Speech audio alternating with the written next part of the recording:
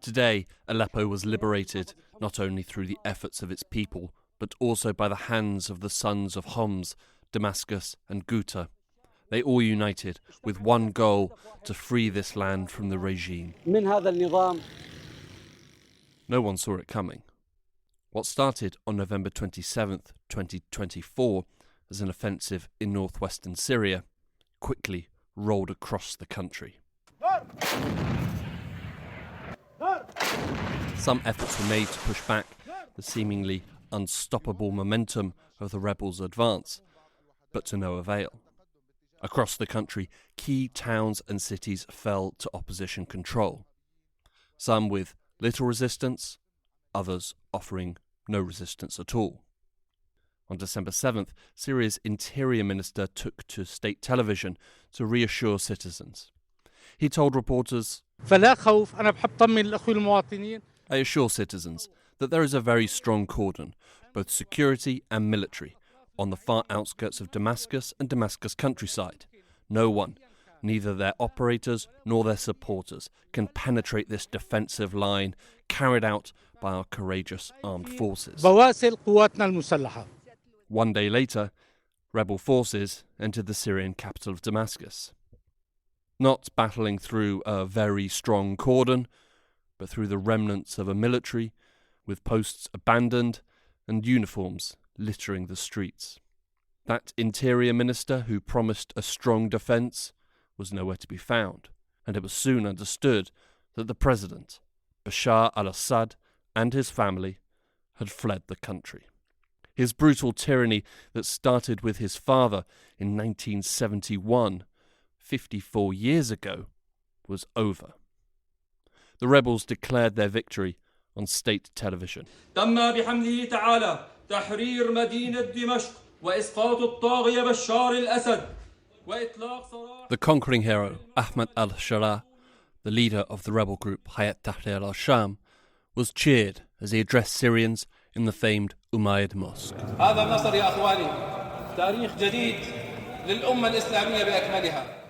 This victory, my brothers, is a new history for the entire Islamic nation. This victory, my brothers, is a new history for the region. مزرعة للأطماع الإيرانية نشر فيها الطائفية. On the first Friday of this new history, December 13th, thousands descended into Umayyad Square in Damascus to celebrate.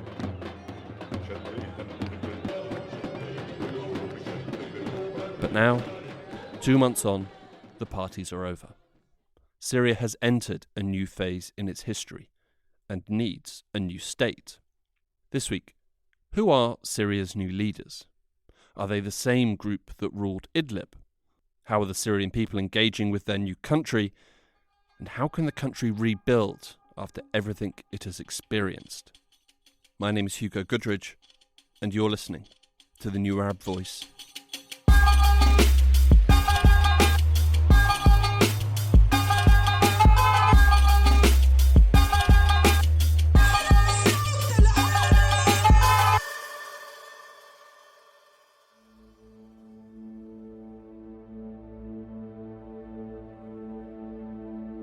The events that led up to December 8th and the fall of the Assad regime were sparked by the offensive launched by Hay'at Tahrir al-Sham, or HTS.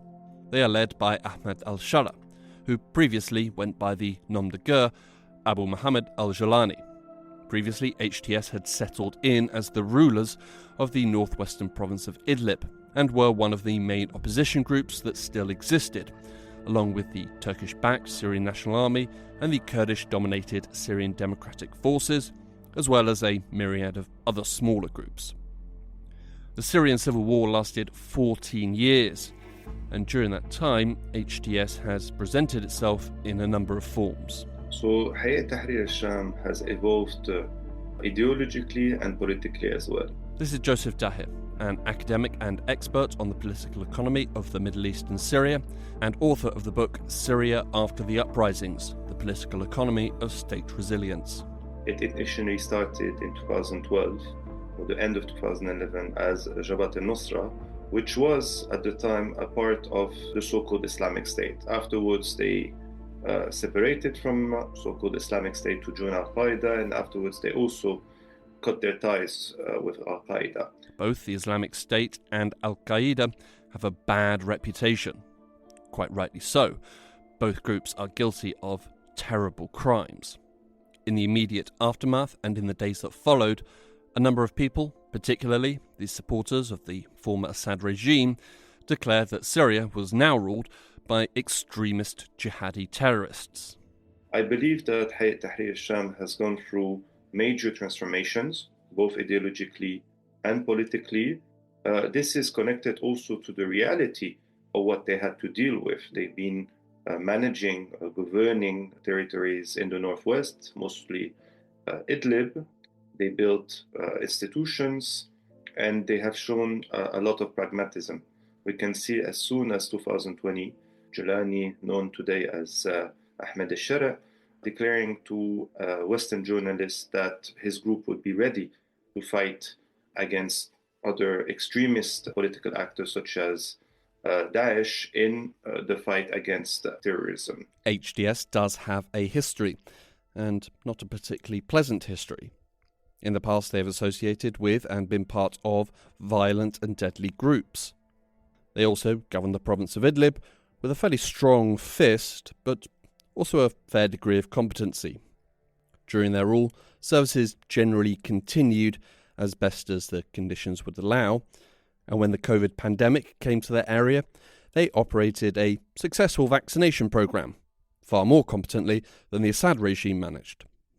It would probably be unfair to characterize the HTS of today as either Islamic State or al-Qaeda. This does not mean that it is a democratic, progressive organization. Far from it. It is an organization that now works into a national framework, which is Syria. Again, that is very pragmatic, but I think it is really important not to diabolize in many ways this organization, say it's still al-Qaeda or Daesh. At the same time, it's definitely not anymore a transnational jihadist organization, but it is not an organization seeking the defense or the guarantee of democratic and social rights. With the start of the revolution in 2011 came a set of ideals. The fall of the Assad regime was chief among them, but there was also a considerable constituent that wanted democratic freedoms, equal rights and representation, and a fair and just judicial system. The fall of the Assad regime was achieved. But for the rest, the country is still waiting to see what happens. Maybe HTS will be able to achieve this. Maybe they can't, or maybe they won't. For the time being, they have achieved the ousting of a hated dictator. This must surely add to the popularity of the group. So it is quite sure that the organization benefits today from a certain level of popularity. Is this popularity meaning that it represents or would gather the majority of votes in future elections? I don't believe so.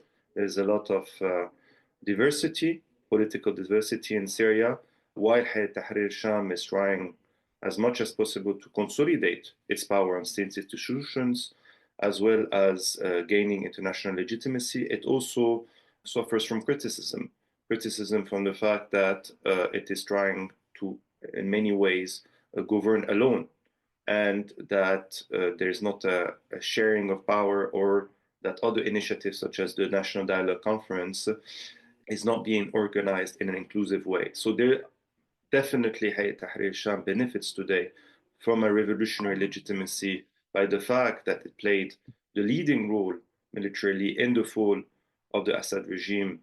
This said, there are also criticism against its lack of inclusivity, democracy, against Hay'at Tahrir al-Sham. The fall of the Assad regime came suddenly, very suddenly.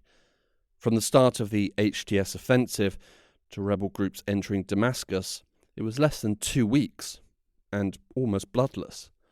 But in a sense, it hasn't happened suddenly. Since the start of the revolution in 2011, many Syrian people have been thinking about what sort of political representation they may want, who they want governing them, what form of government they want. Previously, talking openly about alternatives to the Assad regime risked imprisonment, torture, and death, but not anymore. Now what we're witnessing in Syria is a surge of political dynamism, especially focused in Damascus. Damascus today can witness around 3 or 4 conferences per day.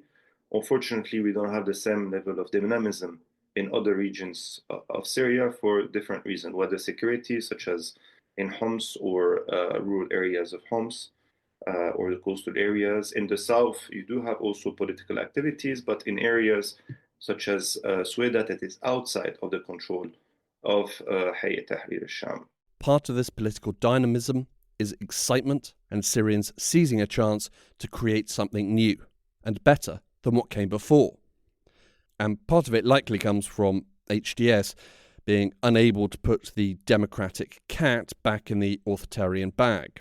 And at the same time, despite the willingness of Hay'at Tahrir al-Sham to consolidate its power on political institutions, military institutions, it still doesn't have the military and human capacities to govern on the whole of Syria, which allows a political space to develop. So today you do have demonstrations, whether for political demands regarding, for example, a more inclusive National Dialogue Conference or the fate of the political prisoners and the disappeared, but as well on socio-economic issues. For example, state employees that have been laid off by the new government are protesting against these procedures, and we can witness major demonstrations. That said, the political scene is still being constructed and built. There are attempts to build various types of democratic coalition, progressive coalition. There've been the establishment of various networks, such as the Syrian Democratic Gathering, that have been trying to organize in different regions on democratic and socio-economic issues. You have different political groups going from the leftist spectrum to more liberal on the right. Political thought and discussion is alive in Syria, although, as Joseph mentioned, mostly active in Damascus. In other parts of the country, there remains a complex situation, with security concerns, violence, and opposition to HTS. Such political engagement is understandable when you remember the previous intense restrictions and also the serious issues that are facing the Syrian people today. So just prior to the Assad regime falling, just a couple of months ago now, about 90% or more of the population was under the poverty line. This is Natasha Hall, a senior fellow with the Middle East programme at the Centre for Strategic International Studies. But the situation was so bad, in fact, that I doubt we actually know the real figures. In regime-controlled areas in particular, humanitarian access was fairly grim. Sort of needs assessments and things like that were probably not entirely accurate and were tampered with. So we don't actually know. But today, sort of humanitarian needs are woefully under-provided for. Life in Syria is extremely difficult, and it's been difficult for many years now. The people living there are experiencing problems, compounded with issues, multiplied by complications. And while the fall of the regime is welcomed, the Assad family did not take all the country's problems with them when they fled to Moscow. It's wonderful that there's a lot of Syrian diaspora and European actors, even American actors that are coming into the country. They're spending money when they're there. People are excited that they're spending money. They need the foreign currency reserves. They need the liquidity. But the problem is that's primarily in major cities. So we have a similar situation that we had prior to the revolution, where there's going to be a growing divide between Damascus and sort of middle-class, upper-middle-class people, and then the rest of Syria, essentially. And so if something isn't done relatively quickly, I think to shore that up, we're going to see, I think, more suffering, more instability. Aid organisations can help and should help in Syria. Previously, aid organisations had to contend with complex and often dangerous internal borders between regime and rebel-held territories, as well as the heavy taxation, corruption and theft that came along with doing aid work in Syria. Without these internal borders, the delivery of aid should be easier. I think that's one of the big issues because aid is not going to save Syria. It is not meant to save any kind of country, especially not humanitarian aid. But in this case, you could have investors, you could have the World Bank and IFIs coming in to help with much larger amounts of money, infrastructure, salaries, development grants, these kinds of things that are really needed to get the economy off the ground. And you're just not seeing those shifts take place yet. Aid is desperately needed. It can help ensure that a family won't go hungry. But that's pretty much the limit of humanitarian aid. It's unlikely to provide the job that allows for a breadwinner to earn enough money to provide for a future and not to be reliant on aid. There is a real crunch right now at possibly the worst time for Syria. It is a time of euphoria and optimism, but simultaneously you're not really seeing the actual policies move forward fast enough to fill the vacuum. Both the International Monetary Fund and the World Bank could put money into Syria to help draw the country off a reliance on aid. But as Natasha Hall says, they're not. I mean, there's a lot of reasons. The board, I know, at the bank in particular, at the World Bank, had been split for many years on whether or not to really invest in Syria. Now I think that there's more serious discussions going on, but I think it will take some time for something like a World Bank loan to a country like Syria. There had been much smaller proposals, like from the Climate, Adaptation Fund and things like that over the years, but we're talking about pennies compared to the billions of dollars that's needed. Syria is going to need a lot of help, which might not be coming immediately. For the time being, it will be Hay'at Tahrir al-Sham who have formed a transitional government and who will be responsible for creating a state. Well, in part creating a state. Joseph Daher again. The political power before relied on Bashar al-Assad. The military power was in the hands of Maher Assad and the 4th Brigade, and the economic power was in the hands of Asma al-Assad, affiliated with Maher Assad and Bashar al-Assad. This has gone. Prior to December 8th, the Assad family and the small circle around them represented the core of Syria's power base. This has fallen away. Completely. But the stuff outside the core, that still remains. So what we have now is Hay'at Tahrir al-Sham taking over, if you want, states institutions, such as the Ministry of Health, Education, etc. But all the core military institutions have vanished. This is why Hay'at Tahrir al-Sham established a new army, in which it's mostly composed today of its own soldiers and of the pro-Turkish Syrian National Army, integrating key military commanders from the Syrian National Army. Similarly, we had the establishment of a new security service department that is directed by a close ally of Ahmed al-Shari. But when it comes to other state institutions, Hay'at Tahrir al-Sham has just designated new leadership, while state employees, for the most of them, for the ones that have not been laid off, have remained nearly the same. But some institutions lack public state employees, especially if we look at health, education, ministries. As would be expected, and very likely demanded by the Syrian people, parts of the government will change significantly. For other parts, it will be more akin to removing the pictures of Bashar al-Assad and changing the flag on the top of the building. While HTS may be a transitional authority, they will be responsible for creating a state, or at least creating a system strong enough to see the country through until a constitution can be drawn up and elections held. I believe that Hay'at Tahrir al-Sham and Ahmed Sharia are very pragmatic. Their core objective today is not to establish an Islamic state or an Islamic form, if you want, of governance. The main objective of Hay'at Tahrir al-Sham and Ahmed Sharia today, again, is to consolidate their own power on Syrian state institutions, society, and to seek regional international legitimacy, which will help them in their first objective that I mentioned, to consolidate its power. So I believe they could, on certain aspects, make concessions. This pragmatism was seen in Syrian schools. Previously, children would be provided with lessons and textbooks that praised Assad and the regime. These were obviously done away with, and in their place, a much more Islam-centric and conservative curriculum was put in place.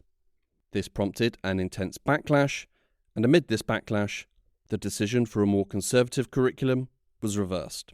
But moreover, I believe that whether a more inclusive Syrian army, whether a more inclusive democratic society will be the result of the balance of forces. If there is a sufficient and strong civil society, again, in its larger meaning, outside only of NGOs, but trade unions, democratic groups, to impose a balance of forces in its favor, Hay'at Tahrir al-Sham will have to make concessions.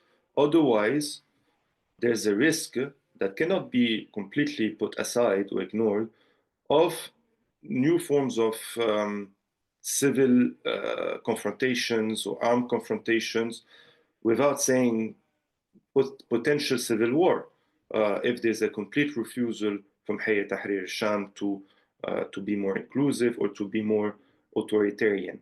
Following the fall of the Assad regime, there were two main winners. First and foremost, the Syrian people. A brutal dictator who had previously defied all the odds was removed from power. Secondly, Hay'at Tahrir al-Sham. They were the force that launched the offensive that resulted in Assad being removed from power. When a new constitution is drawn up and elections held, it's not unreasonable to believe that HTS will run for office. They will not be content with being caretakers alone. They believe themselves to be the victors, and that some of the spoils are owed to them. Transitional President Ahmed al-Shara has said that it will take 4 years for a new constitution and elections to be held. How long does the writing of a constitution take? How long will, is it possible to organize elections? Are important questions, especially that you have areas today that it's nearly impossible to organize elections. Some areas are outside of the control of Hayat Tahrir al-Sham. Would they accept elections? On what kind of law? Today, what's happening, for example, in Homs and rural areas of Homs, you have security campaigns led by Hayat Tahrir al-Sham, which are committing crimes against civilians based on sectarian identity. How do you want to organize tomorrow elections in these areas? Or if we talk about the writing of a constitution, who will be the people to be selected? Are people from other areas being able to participate in it according to security issues? These are numerous questions. But moreover, I believe it's not the issue of time or the duration. Obviously, we can put question, 3 years, why 3 years, why 4 years, why 5 years? But the key question is, why is Hayat Tahrir al-Sham deciding alone? And on what basis? I think this is the key issue regarding any future elections, the establishment of a new constitution, is the lack of inclusivity in the process. And this is what is bringing criticism. When elections do happen, whenever that might be, it would be democratically healthy if HTS wasn't standing unopposed. An opposition will be needed. But again, the socio-economic situation does come into play here. Who is going to be concerned with political philosophy and constitutional arguments when they struggle to put food on the table for their children? Natasha Hall again. I haven't heard a lot about creating opposition parties just yet because they're not really sure what to be opposed to. It's unclear what the future will be. And I think with regards to, kitchen issues versus political philosophy or constitutional issues, I think it's a bit of both, and depending on who you talk to. There's always going to be, the masses of people who are, like in the United States here or anywhere else, are more concerned with putting food on the table and whether or not they're going to be able to pay their next electricity bill. And then there are those that, do sit around in cafes and discuss what the new constitution will look like and who should form the national dialogue and all of these issues that I do think actually feed into those other socioeconomic issues later down the line. I have seen a willingness with this transitional government to bring a wide range of actors that I have been working with over the years from Syrian civil society to the table, which is very heartening. And we've seen that with the national dialogue that's recently been put together of 7 individuals. Some people have not liked the setup because it does not include Kurds or Alawis or Druze. But you do have some pretty serious people. It would be better, obviously, if it was more inclusive. But I think a lot sort of remains to be seen. The issue of representation and inclusivity is another serious issue facing both the people of Syria today and the prospect for future Syrian political movements and governance. Syrian society is a patchwork of different religious groups, many of whom were pitted against each other as a means of control by the former Assad regime, and during the civil war, where groups were formed on sectarian lines. I mean, one of my biggest fears is we do have that representation within governance, but there's no real power to that representation. It's easy to throw a Christian or a Kurdish person on a board or in a national dialogue conference, but that person to have, almost no power. What we don't want is sort of window dressing for inclusiveness. I do think, having kind of like a Bill of Rights, if you will, or something ensuring the protection of minorities is so important at this moment. Because the reality is, if you want democracy or something like that, it's going to be fairly difficult for a religious minority to get a substantial number of seats. Now, obviously, the way that the Constitution is drafted, the way that the elections proceed when they do, will in large part, try to define what inclusiveness looks like. But the good thing is that they're not starting from square one. I mean, Syrians themselves are not starting from square one. There are myriad organizations that have been working on this for 14 years. I mean, I'm on the board of an organization called The Day After. Just a year ago when we were meeting, we were trying to discuss whether or not we should change the name. And here we are, it's The Day After. So there is this huge opportunity. And I think we're not starting at square one, but I think certainly a lot of those initial plans will have to be amended somehow, because no one could have possibly imagined that this is what the day after would look like. And Joseph Tahrir. The most important issue is not to believe that minorities in Syria are separated from the wider Syrian society. And we have to be careful talking about minority rights after they were separated from the vast majority of the Syrian population. There's a necessity to speak more of an equal citizenship model in which the diversity of Syria is represented. In this perspective, the current Hay'at Tahrir al-Sham has made several statements to guarantee the fact that all Syrians will be treated equally, regardless of their religious or ethnic backgrounds.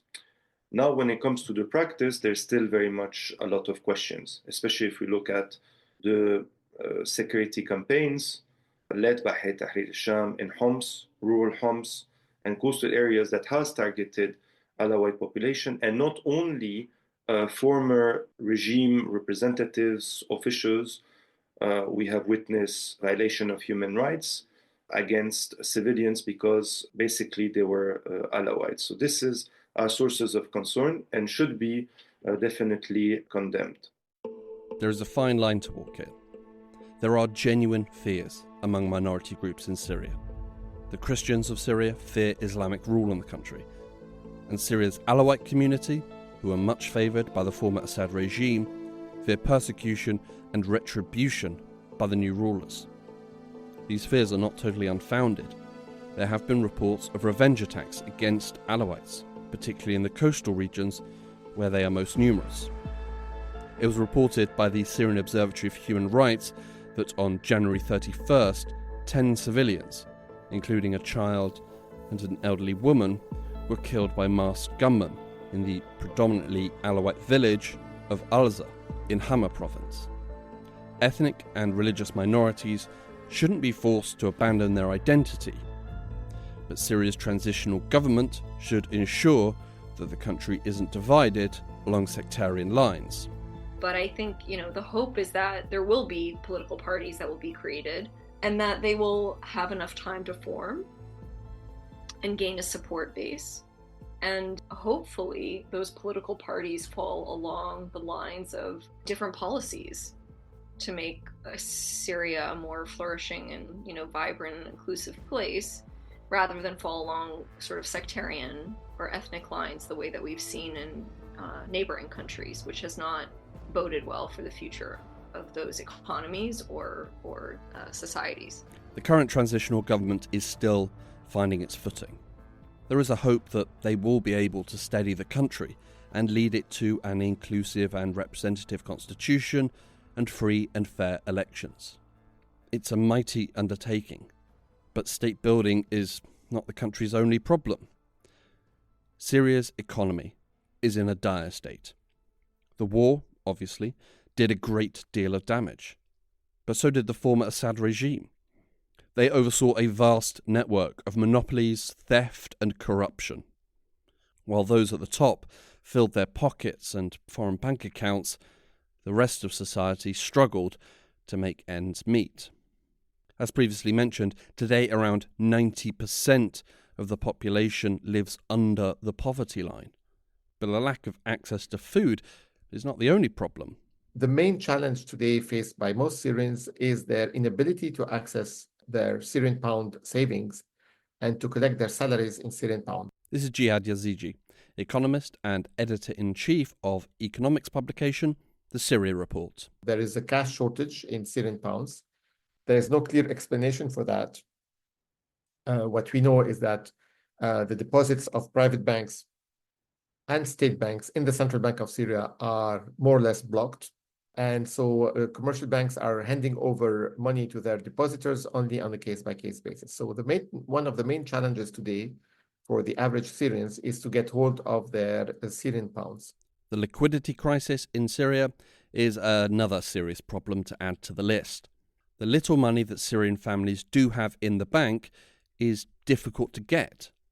But why? Where's all the money? And why not just print more?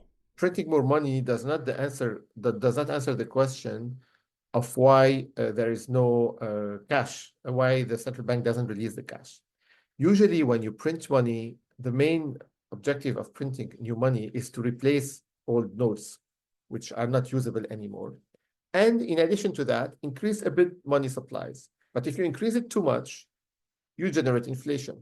So the printing more money doesn't solve the issue of why there is no cash in hand.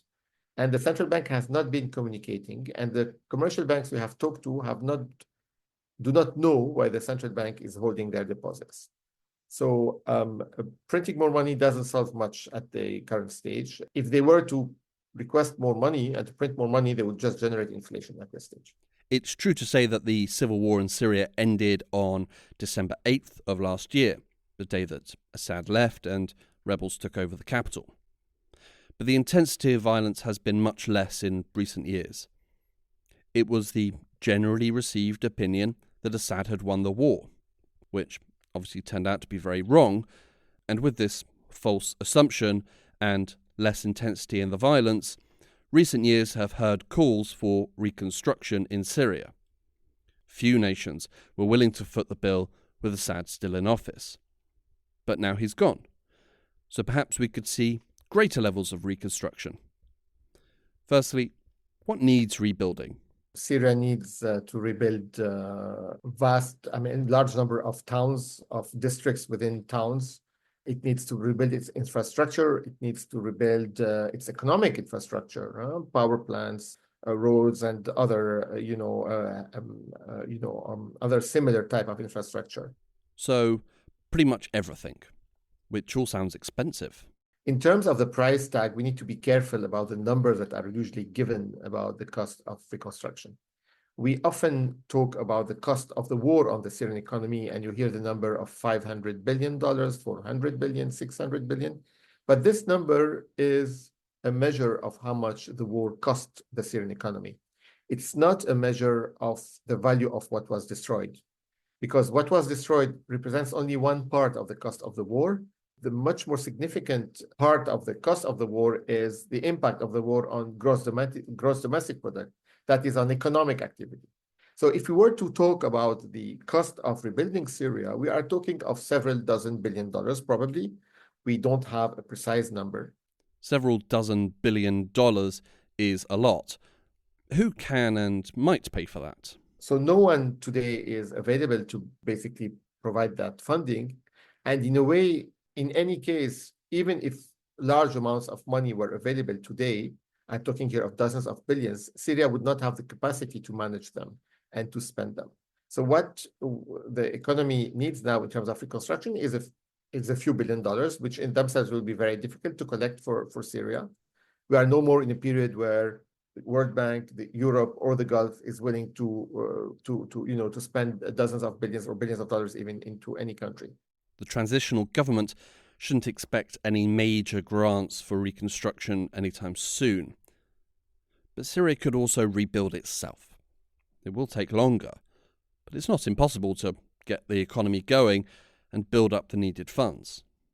I think the priority for the caretaker government and for any authority in Damascus should be to first and foremost attract back the Syrian diaspora and to encourage investors who remain in Syria to invest more. You have actually already some companies operating in Syria. Wow, it was not totally a desert, if you want, before December 8th, 2024. You had some companies operating. You already have some Syrian industrialists, for example, who fled the country and whose factories were taken over, who have returned and taken back their factories. But you have a large number of industries. I can think of food processing. I can think of textile. I can think of building materials, industries for which there is demand and where the investment can come into. And I think the caretaker government should support businesses in that sector. The capacity exists in Syria. The knowledge exists and will only grow stronger as more people return. But it will be incumbent on the transitional government to unlock and encourage the economy. I want to highlight here that before 2011, Syria had probably one of the most diverse economies in the Middle East. It had agriculture, manufacturing, it had services industry, construction, transport, tourism. It was quite diverse, actually. That's one of the strengths of this economy. So I think the caretaker government and whatever authority comes in the next few months should really capitalize on these assets.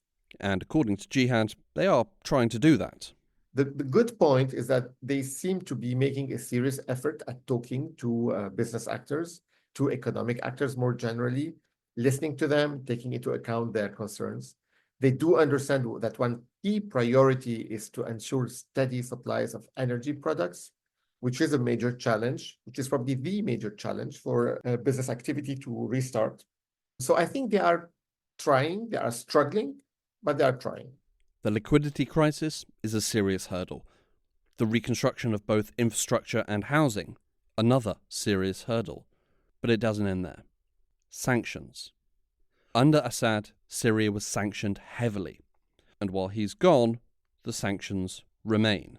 Unfortunately, I don't think sanctions will be lifted. The EU has made some effort at temporarily suspending sanctions for 1 year on some items. Although we haven't implemented, actually the decision hasn't been issued yet, but they have announced that this is what they want to do. But the single most important sanction issue regarding Syria is the US sanctions on the Syrian financial industry. And as long as this is not lifted, Western banks around the world, not only Western, will not want to take the risk of doing business with Syria. And as long as they don't want to do business with Syria, financial transactions with Syria, into Syria or out of Syria, will be very complicated and costly. And unfortunately, I don't see the Americans lifting sanctions. I think the new US administration will want to use the sanction as a tool to get political concessions from the Syrian authority, the same way, for example, they did with Sudan. Even before the fall of Bashir, they lifted sanctions on Sudan only after Sudan recognized the state of Israel. So for a a political decision that was totally unrelated to sanctions, to the sanctions imposed on Sudan. And I think we should expect something a bit similar from the Americans. There have been some positive steps in regards to lifting sanctions. It has been reported that both the UK and EU are set to suspend a number of sanctions on Syria. This would be a very welcome development. But while financial sanctions remain, the problems will unfortunately continue. A major hurdle when it comes to lifting sanctions lie in the transitional government. Hay'at Tahrir al-Sham is listed as a proscribed terrorist group by many Western nations, and these governments would prefer not to be seen helping terrorists. The issue of sanctions feeds into other problems we've spoken about. If the money for reconstruction does become available, where and how do you send the money if Syria doesn't have access to international banking? If a farmer wants to purchase a new tractor from a European or American manufacturer to increase food production, how do they pay? And how can it be delivered? How does the small business owner or factory owner get supplies and equipment to boost the local economy and increase production?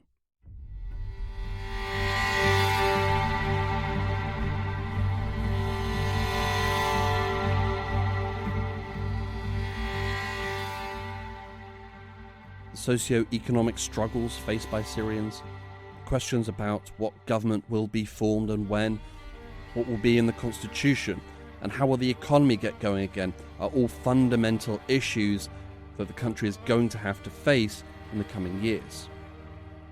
There is another issue. After 14 years of war and decades of a regime that brutalized its citizens, the Syrian population is traumatized. And many are seeking answers for the heinous crimes that were committed. Natasha Hall again. Ahmed Shara has spoken about transitional justice and national reconciliation, but he has emphasized more the latter. I think he does not want to stir up tensions sort of unnecessarily. He has said he wants to hold accountable the decision makers, quote unquote. The problem with that is that probably a lot of the decision makers have fled and are in safe places in the UAE or Russia or Iran or elsewhere.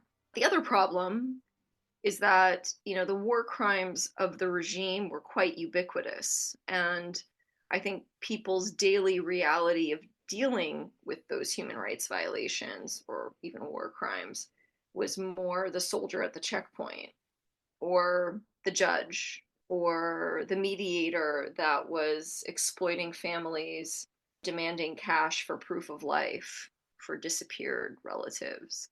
The guy that walked around taking money from local businesses because essentially the Syrian regime had resorted to becoming a sort of a local mafia at the end. Accusing people of a crime is one thing, but in a free and fair trial, you'd also require evidence.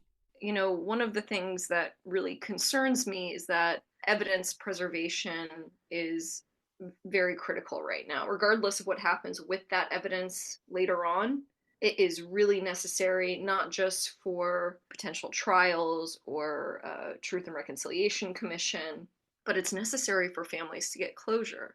And, what we saw after Saidnaya, people released from Saidnaya, et cetera, was really just inspiring and, depressing at the same time.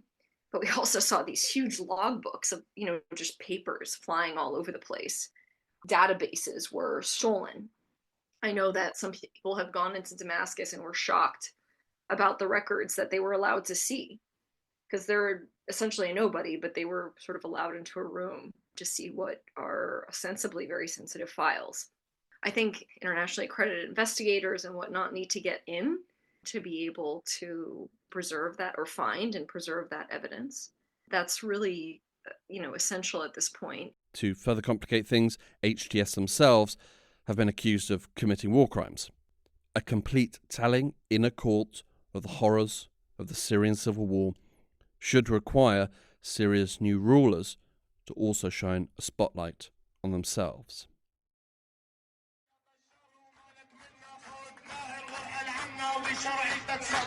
ويلا ارحل يا بشار ويلا ارحل This clip is from June 27th, 2011, recorded in the Syrian city of Hama at the start of the revolution.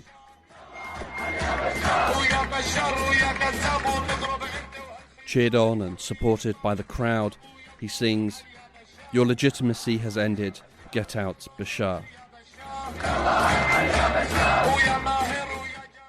14 years later, Bashar al-Assad is out. The Syrian people paid the ultimate price for this achievement. Millions were forced from their homes, millions fled the country in fear, and over 500,000 people were killed. No one in the country escaped the impacts of the war. It was a traumatic and disastrous time for the country and its people. But it's not the end.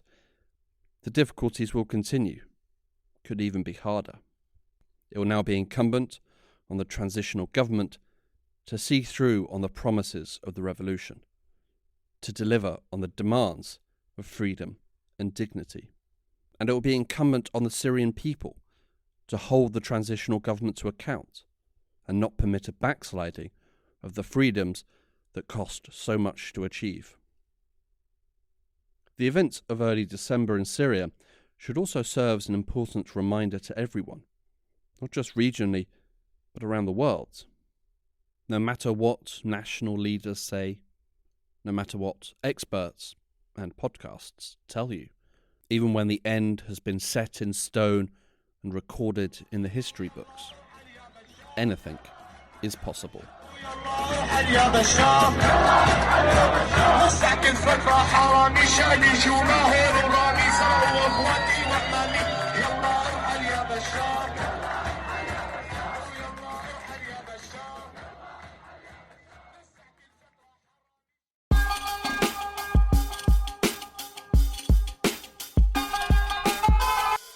This episode of The New Arab Voice was written and produced by me, Hugo Goodridge. Our theme music was by Omar El-Fil. The New Arab Voice will be back with a new episode shortly. Don't forget to subscribe to get notified when a new episode drops. You can find a link in the show notes. Until then, you can find all our previous episodes on all major podcast platforms. You can also check out our social media accounts on Instagram and X, both at TNA Podcasts, for additional content.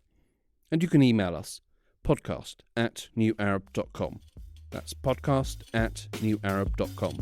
You can subscribe to the podcast so you never miss an episode, and you can also rate and review, which helps us spread the word. Don't forget to follow The New Arab on Facebook, X and Instagram for all the latest news, analysis and opinion from the region